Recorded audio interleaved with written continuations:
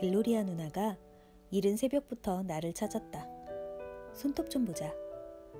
내가 손을 내밀었으나 잔소리는 하지 않았다. 귀 좀 보여줘. 제재. 누나는 나를 세탁대로 데려가 헝겊에 비누를 적셔 때를 닦아냈다. 삐나제족 투설한 사람이 이런 꼬락서니로 사는 건 본 적이 없다. 내가 쓸만한 옷을 찾아볼 테니까 운동화를 신고 있어. 누나는 내 서랍을 뒤적이고 또 뒤적였다. 그러나 아무리 그래도 쓸만한 옷은 찾지 못했다.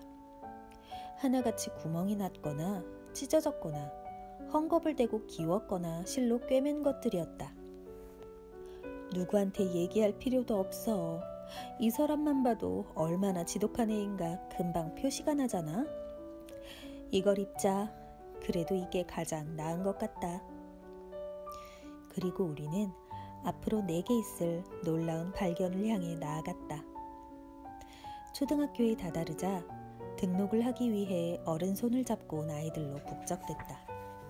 제재, 앞으로는 말썽 피우면 안 돼. 알았지? 우리는 아이들이 가득한 방으로 들어갔다. 모두들 서로의 얼굴을 멀거니 쳐다보고 있었다. 마침내 우리가 교장실로 들어갈 차례가 되었다. 아가씨 동생인가? 네, 선생님. 어머니는 시내에 일하러 가셔서 못 오셨어요. 여교장은 나를 찬찬히 뜯어보았다. 두터운 안경 때문인지 눈이 매우 크고 까맣게 보였다. 우스꽝스럽게도 얼굴에는 남자처럼 수염이 나 있었다. 그 때문에 교장이 되었는지도 모르겠다. 너무 어려 보이는데? 나이에 비해 작아서 그래요. 이래봬도 벌써 글을 깨쳤어요. 얘야, 너 몇 살이지?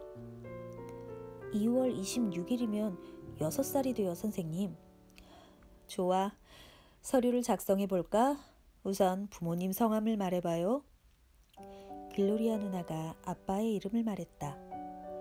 그런데 엄마의 이름은 에스테파니아 지 바스콘셀로스라고만 말했다. 나는 잠자코 있지 못하고 누나의 말을 바로잡았다. 에스테파니아 삐나제 지 바스콘셀로스예요. 응? 누나가 얼굴을 붉혔다. 삐나제요. 어머니는 인디언 후손이시거든요. 나는 내가 학교에서 인디언 성을 가진 유일한 학생이 되리라는 사실이 자랑스러웠다. 글로리아 누나가 서류에 서명을 했다. 그러고도 쭈뼛거리며 서 있었다. 뭐 다른 할 얘기가 있나, 아가씨? 저 교복 말인데요. 선생님께서도 아시겠지만 아버지께서는 일자리를 아직 못 구하셨고 그래서 저희 형편이 어렵거든요. 이 말은 교장이 내 키와 치수를 어림해보기 위해 내게 한 바퀴 돌아보라고 했을 때 옷을 기운 흔적들이 나타나 여실히 증명되었다. 그녀는 종이에 치수를 적어주며 안으로 가서 에울라리아 아줌마를 만나보라고 하였다. 에울라리아 아줌마도 내 키를 보고 놀랐다. 가장 작은 치수를 입었는데도 긴 바지를 입은 병아리 같았다. 이것밖에는 없는데 너무 크네. 정말 얘는 너무 작아. 제가 가져가 줄일게요. 교복을 2벌이나 공짜로 받은 것에 만족해하며 우리는 그곳을 나왔다. 민기뉴가 새 교복을 입은 나를 보고 어떤 표정을 지었을지 상상해 보시라. 나는 매일매일 일어난 일들을 민기뉴에게 하나도 빠짐없이 말해주었다. 큰 종을 쳐. 하지만 교회 종만큼 크지는 않아. 알겠니? 운동장에 모여서 자기 선생님을 찾아가야 돼. 그러면 선생님은 우리를 4줄로 세우셔. 그 다음 개미 한 마리 남지 않고 모두 교실로 들어가지. 우리는 책상에 앉는데 책상은 위로 열고 닫을 수 있게 돼 있어서 소지품도 넣을 수 있어. 앞으로 나는 국가들을 배울 거야. 선생님 말씀이 훌륭한 브라질 국민이 되고 애국자가 되려면 조국의 국가들을 알아야 한대. 노래를 배우면 불러줄게. 알았지, 민기뉴? 매일매일이 새로웠다. 싸움도 했다. 끊임없이 새로운 세상을 발견했다. 얘, 그 꽃 어디 쓸 거니? 아주 깔끔한 여자아이였다. 손에는 예쁘게 포장된 공책과 책이 들려 있었다. 머리는 두 갈래로 따아내렸다. 우리 선생님 드리려고. 왜? 선생님이 좋아하시니까. 공부 잘하는 여학생들은 모두 선생님께 꽃을 갖다 드리거든. 남학생이 그래도 될까? 선생님을 좋아한다면 그게 무슨 상관 있니? 그러니? 그래. 세실리아 파임 선생님께 꽃을 드리는 아이는 하나도 없었다. 못생겼기 때문인지도 몰랐다. 눈가에 난 점만 없었어도 그렇게 못생기지는 않았을 것이다. 그래도 쉬는 시간에 가끔 생크림빵을 사 먹으라고 돈을 주는 분은 그 선생님 뿐이었다. 그때부터 다른 반을 유심히 살펴보았다. 모든 반마다 선생님 책상 위에 놓은 병에 꽃이 있었다. 오직 우리 선생님 병만이 늘 비어 있었다. 사실 가장 큰 모험은 따로 있었다. 그거 알아, 민기뉴? 나 오늘 박쥐 잡았다. 여기 뒤뜰 구석에 와서 살 거라던 그 루시아노 말이니? 아니야, 바보야. 굴러다니는 박쥐야. 학교 근처에서 차가 속도를 줄일 때 차 뒤에 달린 바퀴에 매달리는 거야. 그렇게 한참 달리면 기분이 아주 좋아져. 그러다가 차가 모퉁이를 돌기 전에 다른 차가 오는지 보려고 멈추거든. 그때 깡총 내어 뛰어내리면 돼. 그래도 조심해야 돼. 너무 빨리 내리면 엉덩방아를 찍거나 팔이 부러질 수도 있으니까. 나는 수업 시간과 노는 시간에 일어난 일들도 모두 얘기해 주었다. 국어 시간에 세실리아 파임 선생님이 나보고 반에서 가장 잘 읽는 학생이라고 했다는 이야기를 해주었을 때 민기뉴가 우쭐해하던 모습은 직접 보지 않은 사람에게는 뭐라 설명할 수가 없다. 가장 장독을 잘하는 학생. 그러자 갑자기 의심이 생겼다. 우선 에드문드 아저씨께 장독이 맞는 말인지 물어봐야 할 것 같았다. 다시 박쥐 얘기를 하자, 민기뉴. 얼마나 재밌느냐 하면 너를 말처럼 타고 달릴 때랑 같은 기분이야. 하지만 나하고 달릴 땐 위험하지 않잖아. 위험하지 않다고? 우리가 들소와 물소를 사냥하러 서부 들판을 달릴 때 네가 미친 듯이 달리는 건 어떻고 잊은 거야? 민기뉴는 말로 나를 당해본 적이 없었기에 순순히 내 말을 인정해야만 했다. 민기뉴, 어떤 차가 한 대 있는데 그 차는 애들이 넘보지 못하는 차야. 어떤 차인지 아니? 마누엘 발라다리스라는 포르투갈 사람 차야. 너 이렇게 흉한 이름을 들어본 적 있니? 마누엘 발라다리스. 정말 흉하다. 나도 생각하고 있는 게 하나 있는데. 네 생각이 뭔지 내가 모를 줄 알아? 나도 알아. 하지만 당분간은 안 돼. 난 조금 더 연습을 해야 하거든. 위험한 모험을 하기 전에. 기쁨 속에서 하루하루가 흘러갔다. 어느 날 아침 나는 꽃을 들고 선생님 앞에 나타났다. 선생님은 감동해서 나를 신사라고 불러주었다. 민기뉴, 그게 무슨 말인지 아니? 신사는 왕자처럼 점잖은 사람이야. 나는 점점 더 수업에 재미를 붙였고 공부도 더 열심히 했다. 학교에서는 나를 욕하는 사람이 없었다. 그래서 글로리아 누나는 내가 서랍 속에 악마를 가둬두고 딴 아이가 된 것 같다고 말했다. 너도 내가 변한 것 같다고 생각하니, 민기뉴? 그런 것 같기도 해. 그래? 그렇다면 비밀 한 가지 얘기해 주려고 했는데 말하지 않을래. 나는 민기뉴에게 화가 나서 나와버렸다. 그러나 민기뉴는 내 화가 오래가지 않으리라는 것을 알고 있기 때문에 그다지 신경 쓰지 않았다. 비밀이란 내가 밤에 버릴 일에 관한 것이었다. 조바심에 찬 내 심장은 가슴 밖으로 튀어나올 듯 세차게 두근댔다. 공장에 사이렌이 울리고 사람들이 쏟아져 나왔다. 여름에는 낮이 밤을 천천히 끌고 오는 것 같다.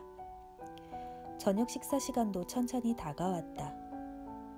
나는 뱀 장난도 다른 장난도 칠 생각을 않고 대문 앞에 얌전히 앉아 엄마를 기다렸다. 잔디라 누나가 이상하게 여기고 풋과일을 먹어 배가 아픈 것이 아니냐고 물어보기까지 했다. 엄마의 모습이 길모퉁이해 보였다. 분명 엄마였다. 이 세상 누구도 엄마와 닮은 사람은 없다. 나는 벌떡 일어나 달려갔다. 다녀오셨어요, 엄마? 나는 엄마의 손에 입을 맞췄다. 거리의 희미한 불빛 아래서도 엄마의 피곤한 모습을 알아볼 수 있었다. 엄마, 오늘 일 많이 하셨어요? 그래, 방적기가 어찌나 열을 뿜어대는지 견디기가 힘들었다. 바구니 저 주세요. 엄만 피곤하시잖아요. 나는 빈 도시락이 든 바구니를 받아들었다. 오늘도 장난 많이 쳤니? 조금요, 엄마. 그런데 우리 제재가 웬일로 날 마중 나왔을까? 엄마는 뭔가 눈치챈 것 같았다. 엄마는 그래도 아주 조금은 절 사랑하시죠? 다른 애들과 똑같이 너를 사랑해요. 그런데 왜? 엄마, 나르딘요가 누군지 아세요? 안짱다리의 조카 말이에요. 엄마는 빙그레 웃었다. 알 것도 같다. 엄마, 그 애 엄마가 그 애한테 양복을 해주셨던 게 있거든요. 아주 멋져요. 초록에 하얀 줄이 있는 거요. 목까지 단추를 잠그는 조끼도 있어요. 그런데 그게 걔한테 작아졌대요. 그리고 걔한테는 그걸 물려줄 동생도 없고요. 그래서 팔려고 한대요. 엄마가 사주실래요? 아이고 얘야, 우리 형편이 어렵잖니. 돈은 2번에 나눠서 내도 된대요. 그렇게 비싸지도 않아요. 품삯은 내지 않는 거나 마찬가지예요. 나는 전당포주인 작고비 하는 말을 되풀이했다. 엄마는 잠시 계산을 하는 것 같았다. 엄마, 난 우리 반에서 공부를 가장 잘해요. 선생님이 그러는데 내가 우등상을 탈 거래요. 사주세요, 엄마. 새 옷을 입어본 지 얼마나 오래된 줄 아세요? 엄마가 계속 잠자코 있어서 나는 더욱 조바심이 났다. 생각해보세요, 엄마. 그 옷이 아니면 생전 시인의 옷은 못 입어볼 거예요. 그걸 사주시면 랄라 누나가 비단 헝겊 조각으로 이렇게 큰 나비 넥타이를 만들어줄 거예요. 알았다, 얘야. 일주일 동안 밤일을 해서라도 사주마. 나는 엄마의 손에 키스를 했다. 그리고 그 손에 내 얼굴을 댄 채 집까지 왔다. 이렇게 해서 난 시인의 옷을 입게 되었다. 어찌나 멋져 보였는지 에드문드 아저씨는 나를 데리고 사진을 찍으러 가주었다. 학교 꽃 학교. 고도프레두가 우리 교실로 찾아오기 전까지는 모든 일이 순조로웠다. 고도프레두는 양해를 구하고 들어와 세실리아 파임 선생님과 몇 마디 이야기를 나눴다. 내가 알 수 있었던 건 단지 그가 병에 꽂힌 꽃을 가리킨 것뿐이었다. 그가 나갔다. 선생님은 슬픈 얼굴로 나를 바라보았다. 수업이 끝나자 선생님은 나를 불렀다. 제제, 할 얘기가 있다. 잠깐 남아있어라. 선생님은 한없이 핸드백을 뒤적였다. 마치 내게 말을 꺼낼 용기를 핸드백 속의 물건들 사이에서 찾고 있는 것 같았다. 그리고 마침내 결단을 내린 듯 입을 열었다. 제제, 고도프레두가 너에 대해 아주 나쁜 얘기를 하더라. 그게 사실이니? 나는 머리를 끄덕였다. 꽃에 관한 얘기죠. 그렇죠, 선생님? 왜 그런 짓을 했니? 아침에 일찍 일어나서 세르지뉴 집 정원으로 갔어요. 대문이 열려 있어서 재빨리 들어가 꽃을 하나 꽂았어요. 하지만 그곳엔 꽃이 엄청 많아서 표시도 나지 않아요. 그래도 그렇지, 그건 옳은 일이 아니야. 더 이상 그런 짓을 하면 안 된다. 큰 도둑질이 아니라도 아무튼 도둑질은 도둑질이야. 아니에요, 선생님. 안 그래요. 이 세상은 하느님 것이죠? 이 세상 모든 것이 하느님 거잖아요. 그러니까 꽃들도 하느님 거예요. 내가 조리 있게 대꾸하자 선생님은 깜짝 놀랐다. 선생님, 그렇게 할 수밖에 없었어요. 우리 집에는 정원이 없어요. 꽃을 사려면 돈이 들고요.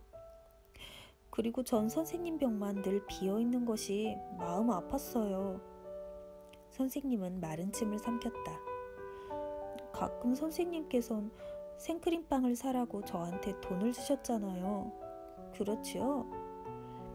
매일 주고 싶어도 네가 종종 사라져버렸어. 전 매일 받을 수가 없었어요. 왜? 간식을 가져오지 못하는 다른 애들이 있으니까요. 선생님은 핸드백에서 손수건을 꺼내 나 몰래 슬쩍 눈물을 닦았다.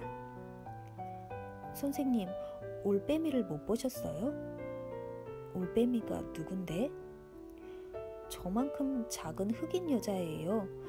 꼭대기에 머리를 틀어 끈으로 묶으네요. 아, 도로틸리아 말이구나. 네, 선생님. 도로틸리아는 저보다 더 가난해요. 다른 여자애들은 그 애가 깜둥이인데다가 가난뱅이라서 같이 놀려고도 하지 않아요. 그래서 그 앤 매일 구석에 혼자 웅크리고 앉아있어요. 전 선생님께서 주신 돈으로 산 생크림빵을 그 애하고 나눠 먹었어요. 선생님은 이번엔 아주 오랫동안 코에 손수건을 대고 있었다. 선생님께서 가끔 저 대신 그 애한테도 돈을 주셨으면 좋았는데. 그의 엄마는 남의 집 빨래를 하세요. 애들이 11명이나 된대요. 게다가 모두 아직 어리고요. 우리 진진이 할머니께서도 토요일마다 그의 집에 쌀과 콩을 갖다 주시며 돕고 계세요. 저도 엄마가 작은 것이라도 더 가난한 사람과 나눠야 한다고 하셔서 제 생크림빵을 나눠 먹은 거예요. 이제 선생님의 눈물은 하염없이 흘러내렸다. 전 선생님이 우시라고 그렇게 한 게 아니에요. 이제는 꽃을 훔치지 않고 공부만 열심히 하겠다고 약속할게요. 그게 아니다, 제제. 이리 와봐라. 그러고는 내 손을 꼭 잡았다. 넌 정말 고운 마음씨를 가졌으니까 나하고 약속 하나 하자, 제제. 약속할게요. 하지만 선생님을 속이고 싶진 않아요. 전 마음씨가 곱지 않아요. 선생님께서는 집에서 제가 어떤지 모르셔서 그러세요. 상관없어. 내겐 네가 아주 고운 애란다. 앞으론 네가 꽃을 가져오지 않았으면 좋겠다. 네가 얻어오는 거라면 모르지만 말이다. 약속하겠니? 약속해요, 선생님. 하지만 병은요? 늘 비어 있어야 하나요? 이 병은 결코 비어있지 않을 거야. 난 이 병을 볼 때마다 이 세상에서 가장 아름다운 꽃을 보게 될 거야. 그리고 이렇게 생각할 거야. 내게 이 꽃을 갖다 준 아이는 세상에서 가장 착한 나의 학생이라고. 그럼 됐지? 이제 선생님은 미소를 보였다. 그리고 내 손을 놓으며 아주 부드럽게 말했다. 이제 가봐라. 황금 같은 마음씨를 가진 아이야.